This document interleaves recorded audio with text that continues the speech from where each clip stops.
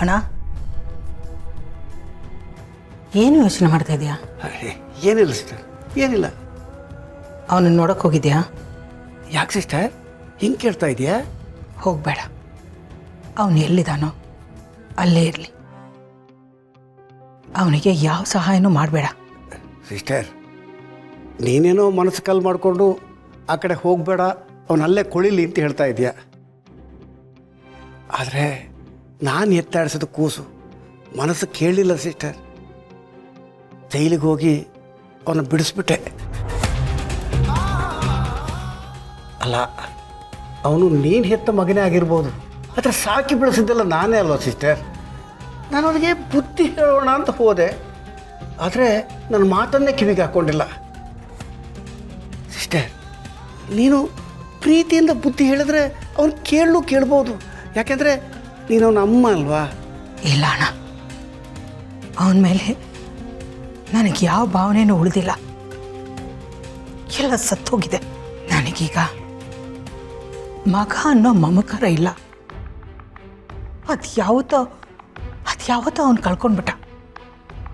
ಯಾರು ಎಷ್ಟು ಹೇಳಿದ್ರು ಅಷ್ಟೇ, ಏನು ಮಾಡಿದ್ರು ಅಷ್ಟೇ, ಅವನು ಸರಿ ಹೋಗಲ್ಲ. ಅವನು ಹೋಗಿರೋ ದಾರಿನೇ ಬೇರೆ, ತುಂಬ ದೂರ ಹೋಗ್ಬಿಟ್ಟಿದ್ದಾನೆ. ನಾವು ಅವನ ಹಿಂದೆ ಹೋಗೋದು ವ್ಯರ್ಥ ಅಣ್ಣ. ನಾನಂತೂ ಆ ಕೆಲಸ ಮಾಡಲ್ಲ. ನೀನು ಮಾಡಬೇಡ.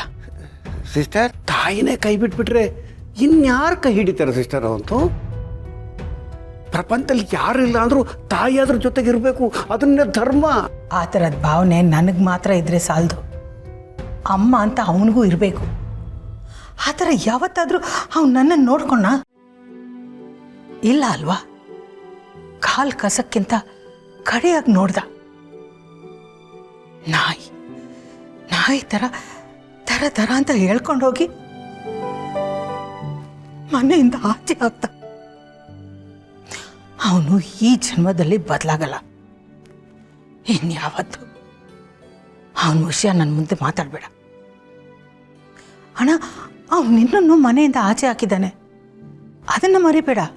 ಇಷ್ಟೆಲ್ಲ ಆದರೂ ಏನಕ್ಕೆ ನಿನಗೆ ಅವನ ಮೇಲೆ ಕಾಳಜಿ? ಬೇಕಾಗಿಲ್ಲ ಅಣ್ಣ, ಬಿಟ್ಟಾಕು. ನಾನು ಬಿಟ್ಟಾಕಿದ್ದೀನಿ, ನೀನು ಬಿಟ್ಟಾಕು.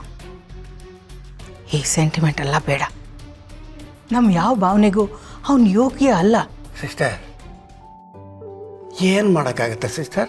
ನೋಡು, ಇದೇ ಕೈಯಲ್ಲವನ್ನ ಎತ್ತಿ ಆಡಿಸಿದ್ದೀನಿ, ಅತ್ತಾಗ ತುತ್ತು ಕೊಟ್ಟಿದ್ದೀನಿ, ತಪ್ಕೊಂಡು ಸಾಂತ್ವನ ಹೇಳಿದ್ದೀನಿ. ನನ್ನ ಅಳಿಮಯ್ಯಾದರೂ ಸ್ವಂತ ಮಗನಿಗಿಂತ ಹೆಚ್ಚಾಗಿ ಪ್ರೀತಿಸಿದ್ದೀನಿ ಅವನ್ನ.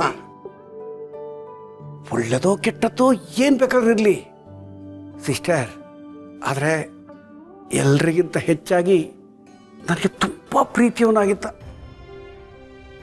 ಎಲ್ಲ ಮಕ್ಕಳು ಚೆನ್ನಾಗಿತ್ತು, ಇವನೊಬ್ಬ ಹಿಂಗಾಗ್ಬಿಟ್ನಲ್ಲ, ಅದಕ್ಕೆ ಪರೋಕ್ಷವಾಗಿ ನಾನೇ ಕಾರಣ ಆಗ್ಬಿಟ್ನಲ್ಲ ಸಿಸ್ಟರ್. ಆ ನೋವು ನನಗೆ ತುಂಬ ಕಾಡ್ತಾ ಇದೆ ಸಿಸ್ಟರ್. ಆ ಪ್ರೀತಿ ಭಾವನೆ ನನಗೂ ನಿನಗೂ ಇದೆ ಅಣ್ಣ. ಆದರೆ ಅವನಿಗಿರೋದು, ಅವನಿಗೆ ಗೊತ್ತಿರೋದು ಬರೀ ಸ್ವಾರ್ಥ ಮಾತ್ರ. ಅದನ್ನ ಅರ್ಥ ಮಾಡಿಕೊಂಡು ಸುಮ್ಮನೆ ಇದ್ಬಿಡು.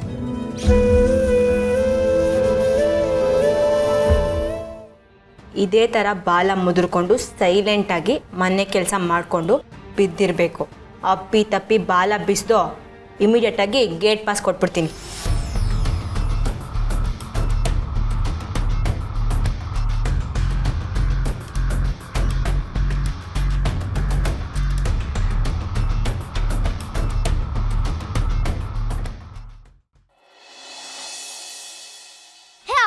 ಗೊಂಬೆನ್ ಕೊಡು, ಅದ್ ನಂದು. ಅದು ನಿಂದೆ ಇದು ನಿಂದೆನಾ? ಹೌದು, ಅದು ನಂದೆ ಇದು ನಂದೆ. ಈಗ ನಿನ್ ಗೊಂಬೆ ಕೊಡ್ತೀಯಾ ಇಲ್ವಾ? ನೋಡಿ ಪಪ್ಪ ಮತ್ತೆ ಶುರು ಮಾಡ್ಕೊಂಡ್ಲು. ಪಪ್ಪ ನಾನೇನ್ ಶುರು ಮಾಡ್ಕೊಂಡಿಲ್ಲ, ಇವನೇ ನನ್ ಥಿಂಗ್ಸ್ ತಗೊಂಡು ಜಗಳ ಶುರು ಮಾಡೋದು. ಇಲ್ಲ ಪಪ್ಪ, ಇವಳು ಡ್ರಾಮಾ ಮಾಡ್ತಿದ್ದಾಳೆ, ಇವಳು ದೊಡ್ಡ ಡ್ರಾಮಾ ಕ್ವೀನು. ನಾನೇನ್ ಡ್ರಾಮಾ ಕ್ವೀನು, ನೀನೇ ಡ್ರಾಮಾ ಕ್ವೀನು. ನೈ, ನಾನು ಡ್ರಾಮಾ ಕ್ವೀನ್ ಅಲ್ಲ, ನಾನು ಡ್ರಾಮಾ ಕಿಂಗು. ನನ್ ಬಾಯ್ ನಾನು. ಏನೋ ಒಂದು ಒಟ್ನಲ್ಲಿ ನೀನು ಒಪ್ಕೊಂಡಲ್ಲ ಡ್ರಾಮಾ ಕಿಂಗು ಅಂತ. ಅದೆಲ್ಲ ಇಲ್ಲ. ಓ ಬಿಡ, ರೈಟ್ ಬನ್ರಿ. ಅಪ್ಪು, ಮಿಂಚು, ನೀವಿಬ್ರು ಯಾವಾಗಲೂ ಮಕ್ಕಳಾಗೇ ಇರ್ತೀರಾ? ಹಾಂ, ದೊಡ್ಡವರಾಗ್ತೀರಲ್ವಾ? ನಿಮ್ಮಿಬ್ಬರಲ್ಲಿ ಒಬ್ಬರು ದೊಡ್ಡವ್ರ ಥರ ಯೋಚನೆ ಮಾಡೋದನ್ನು ಕಲಿಬೇಕು. ನೋಡಿ, ಯಾವಾಗಲೂ ಗೆಲ್ಲೋದೇ ದೊಡ್ಡದಲ್ಲ, ಬಿಟ್ಕೊಡೋದು ದೊಡ್ಡದು. ಈಗ ದೊಡ್ಡವರು ಚಿಕ್ಕವ್ರನ್ನ ಅರ್ಥ ಮಾಡ್ಕೋಬೇಕು, ಚಿಕ್ಕವರು ದೊಡ್ಡವ್ರಿಗೆ ಗೌರವ ಕೊಡೋದನ್ನ ಕಲಿಬೇಕು. ಒಬ್ರಿಗೊಬ್ರು ಅಡ್ಜಸ್ಟ್ ಮಾಡ್ಕೋಬೇಕು, ಅವಾಗಲೇ ಪ್ರೀತಿ ಸ್ಟ್ರಾಂಗ್ ಆಗಿರೋದು. ಲೈಫಲ್ಲಿ ಜಗಳಗಳು, ಗಲಾಟೆ ಇವೆಲ್ಲ ಬರುತ್ತೆ. ಅಂಥ ಟೈಮಲ್ಲಿ ನಾನೊಬ್ಬ ಇದ್ದೀನಿ ಅಂತ ನಿಲ್ಲೋರ್ಬೇಕು, ಆಗಲೇ ಅದು ಫ್ಯಾಮಿಲಿ ಅಂತ ಅನ್ನಿಸ್ಕೊಳ್ಳೋದು. ನಾನು ಹೇಳ್ತಾ ಇರೋದು ನಿಮ್ಮ ತಲೆಗೆ ಹೋಗ್ತಾ ಇದೆಯಾ? ಅರ್ಥ ಆಗ್ತಾ ಇದೆ ಅಲ್ವಾ? ನೋಡಿ, ನೀವು ನನಗೋಸ್ಕರ ಬದಲಾಗಬೇಡಿ, ನಿಮಗೋಸ್ಕರ ಬದಲಾಗಿ. ನಾನು ಹೇಳ್ತಾ ಇರೋದು ನಿಮ್ಮ ಒಳ್ಳೇದಕ್ಕೆ, ನೀವು ಚೆನ್ನಾಗಿರಲಿ ಅಂತ. ನೋಡಿ, ನಿಮಗೆ ಒಬ್ಬರ ಮೇಲೊಬ್ಬರಿಗೆ ಪ್ರೀತಿ ಇದ್ರೆ ಸಾಕು, ಹಠ ಬೇಡ, ಚಾಡಿ ಹೇಳೋದನ್ನ ಬಿಟ್ಬಿಡಿ. ಇದರಿಂದ ಏನು ಪ್ರಯೋಜನ ಇಲ್ಲ. ನೋಡಿ, ಚಾಡಿ ಹೇಳೋದ್ರಿಂದ ನಿಮ್ಮ ಮನಸ್ಸು ಬುದ್ಧಿ ಎಲ್ಲ ಹಾಳಾಗೋಗುತ್ತೆ. ಬೇರೆಯವ್ರು ಯಾರೂ ನಿಮ್ಮನ್ನು ಇಷ್ಟಪಡಲ್ಲ. ಹಾಗಾಗಬಾರ್ದು ಅಂದರೆ ಈಗಿಂದನೇ ನಿಮ್ಮನ್ನು ನೀವು ತಿದ್ಕೋಬೇಕು, ಸರಿ ಹೋಗ್ಬೇಕು. ಮೊದಲು ನೀವಿಬ್ಬರು ಎಷ್ಟು ಕಿತ್ತಾಡ್ತಿದ್ರಿ, ಆಮೇಲೆ ಬೆಸ್ಟ್ ಫ್ರೆಂಡ್ಸ್ ಆದ್ರಿ, ಈಗ ಮತ್ತೆ ಕಿತ್ತಾಡಕ್ಕೆ ಶುರು ಮಾಡಿದ್ದೀರಾ. ಇದರಿಂದ ಏನು ಯೂಸ್ ಹೇಳಿಪ್ಪ? ಅಲ್ಲ ಮಕ್ಕಳ, ನಾವೆಲ್ಲ ಒಟ್ಟಿಗೆ ಇರಬೇಕು ಅಂತ ಎಷ್ಟು ಕಷ್ಟಪಡ್ತಾ ಇದ್ದೀವಿ. ನೀವಿಬ್ರು ಹೀಗಿದ್ರೆ ಹೇಗೆ? ಅಕ್ಕ ತಮ್ಮ ಕಿತ್ತಾಡ್ತಾ ಇದ್ರೆ ನಾವು ಹೇಗೆ ನೆಮ್ಮದಿಯಾಗಿರೋದು? ಈಗೇನು ನೀವಿಬ್ರು ಹೀಗೆ ಕಿತ್ತಾಡ್ಕೊಂಡೇ ಇರಬೇಕು ಅಂತ ಡಿಸೈಡ್ ಮಾಡಿದ್ದೀರಾ? ಅಲ್ಲ ಪಪ್ಪ, ಅಪ್ಪುನೇ ಶುರು ಮಾಡಿದ್ದು. ಇಲ್ಲ ಪಪ್ಪ, ಮಿಂಚುನೇ ಶುರು ಮಾಡಿದ್ದು. ನೋಡಿ ನೋಡಿ, ಇದೇ ನಿಮ್ಮ ಪ್ರಾಬ್ಲಮ್ಮು. ನಿನ್ನ ಮೇಲೆ ಅವಳು ಚಾಡಿ ಹೇಳಲಿ, ಅವಳ ಮೇಲೆ ನೀನು ಚಾಡಿ ಹೇಳು, ಆದರೂ ಒಬ್ಬರನ್ನೊಬ್ರು ಬಿಟ್ಟಿರೋಕ್ಕಾಗಲ್ಲ. ಬಟ್ ಸಾರಿ ಕೇಳಕ್ಕೆ ಮಾತ್ರ ಇಬ್ಬರಿಗೂ ಈಗೋ ಅಡ್ಡ ಬರುತ್ತೆ ಅಲ್ವಾ? ಒಂದು ಕೆಲಸ ಮಾಡ್ತೀರಾ, ಇಬ್ಬರು ದೂರ ದೂರ ಇದ್ಬಿಡ್ತೀರಾ, ಇಬ್ಬರನ್ನು ಬೇರೆ ಬೇರೆ ಬೋರ್ಡಿಂಗ್ ಸ್ಕೂಲಿಗೆ ಸೇರಿಸ್ಬಿಡ್ತೀನಿ.